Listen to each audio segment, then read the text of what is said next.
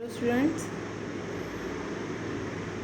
हम पढ़ रहे हैं CE 306 irrigation engineering. Last videos में हमने देखा था ड्यूटी क्या होती है, डेल्टा क्या होता है, बेस पीरियड क्या है, कोर पीरियड क्या है, क्रॉप पीरियड क्या है, पैलियो वाटरिंग क्या है, कोर वाटरिंग क्या है, GCA, CCA, intensity of irrigation, ये सारे टर्म्स हमने समझ चुके हैं। इन पे कुछ न्यूमेरिकल भी हम कर चुके हैं। ड्यूटी अफेक्ट करने वाले फैक्टर भी हम देख चुके हैं। आज की वीडियो में देख रहे हैं ड्यूटी को इम्प्रूव करने के लिए, ड्यूटी को बढ़ाने के लिए हमें क्या करना चाहिए। तो देखिए, ड्यूटी इम्प्रूव कैसे होगी। ड्यूटी इम्प्रूव जब होगी जब कम से कम पानी में अधिक से अधिक लैंड इरिगेट हो सके। तो कम से कम पानी कैसे लगेगा? यदि पहला पॉइंट है, यदि आपकी सॉइल सैंडी है या फिर उसमें एल्कलाइन है, सलाइन है, नमक की मात्रा ज़्यादा है, NaCl, तो आपको उसको पहले क्योर करना होगा, पहले सॉइल का ट्रीटमेंट करना होगा।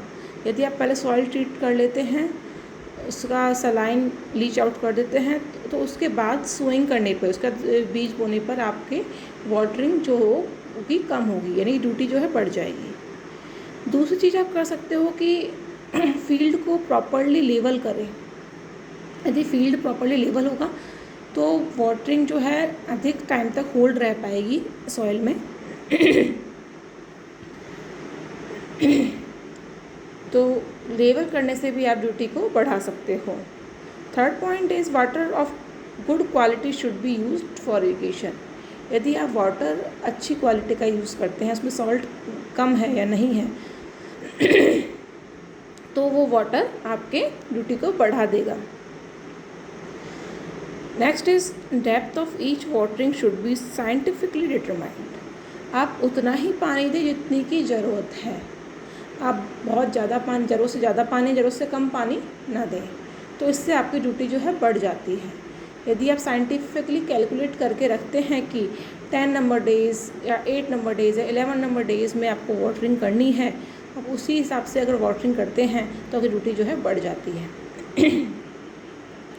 Next is irrigation water should be assessed in such a way that the cultivator are prevented from using the water carelessly। यानी कि पानी का सदुपयोग करें, पानी को वेस्ट ना बहाएं, पानी उतना ही दें जितने की ज़रूरत है। तो इरिगेशन प्रैक्टिस आप इस तरह की अपनाएं कि पानी कम से कम लगे, पानी वेस्ट ना हो, इवेपोरेट ना हो। Next is water losses in storage, conveyance and distribution should be reduced to minimum. This can be achieved by properly designing and constructing hydraulic structure by lining the canal। जो canal के through आपके area में पानी आ रहा है, वो canal में evaporation losses ना हो या फिर आपके सीपेज लॉसेस ना हो, जो वो कैनाल में लॉस होते हैं, तो उसके लिए कैनाल लाइंड हो। लाइन मतलब उसे प्लास्टर किया हुआ हो, कोई अस्तर किया हुआ हो, लाइनिंग की हुई हो, तो उसमें लॉसेस जो हैं कम होंगे।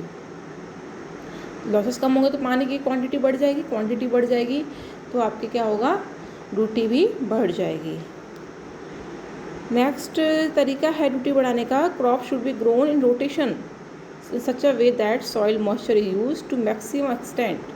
आप सॉइल की जो मॉइस्चर गेन करने की कैपेसिटी है वो बढ़ा सकते हो। कैसे? रोटेशन ऑफ क्रॉप करके। यानी कि एक बार जैसे आपने एक फसल ऐसी उगाई जिसमें पानी ज़्यादा लगता है, तो अगली फसल वो उगाई जिसमें पानी कम लगता है, क्योंकि पहले ही आपकी सॉइल नमी हो है सॉइल में, क्योंकि आपने पहले पिछली जो खेती की है उसमें पानी बहुत ज़्यादा लगा था, तो सॉइल आपकी जो है नम हो चुकी है। तो अगली खेती आप वैसे कीजिए जो पानी की ज़रूरत कम पड़े। तो इस तरह के रोटेशन करते रहने से आप maximum use of water, optimum use of water कर सकते हो, ड्यूटी को बढ़ा सकते हो। नेक्स्ट है cultivator should be train to use irrigation water economically to drive maximum benefit. आप जो कल्टिवेटर्स हैं, जो खेती करते हैं, किसान हैं, उनकी थोड़ी सी स्किल ट्रेनिंग होनी चाहिए। उनको थोड़ा बताना चाहिए कि इकोनॉमिकली कैसे कम से कम खर्चे में अधिक से अधिक हम पैदावार कैसे प्राप्त कर सकते हैं। इस चीज़ की यदि ट्रेनिंग होगी तो सभी के लिए फ़ायदा पहुंचेगा। Next is trend irrigation staff should be employed, यानी कि इरिगेशन की भी आपको नॉलेज होनी चाहिए, पढ़ाई होनी चाहिए। जो स्किल्ड हैं, ट्रेंड हैं, जो पढ़े लिखे हैं, वो जो हैं आपको optimum use of water, maximum productivity निकाल कर दे सकते हैं। The issue involving economical use of water should be studied in research station. Scientist को भी चाहिए कि वो इस टॉपिक पर रिसर्च करें, जो भी स्कॉलर्स हैं, साइंटिस्ट हैं, इस पे रिसर्च करें कि किस तरह से, ऐसे कौन से मेथड हो सकते हैं, ऐसे कौन से इक्विपमेंट हो सकते हैं, ऐसे कौन सी प्रैक्टिस हो सकती है जिससे कि आपके इकोनॉमिकली यूज़ ऑफ वाटर हो सके, ऑप्टिमम यूज़ ऑफ वाटर हो सके। तो ये सब चीज़ें अपनाकर हम ड्यूटी को बढ़ा सकते हैं। Thank you.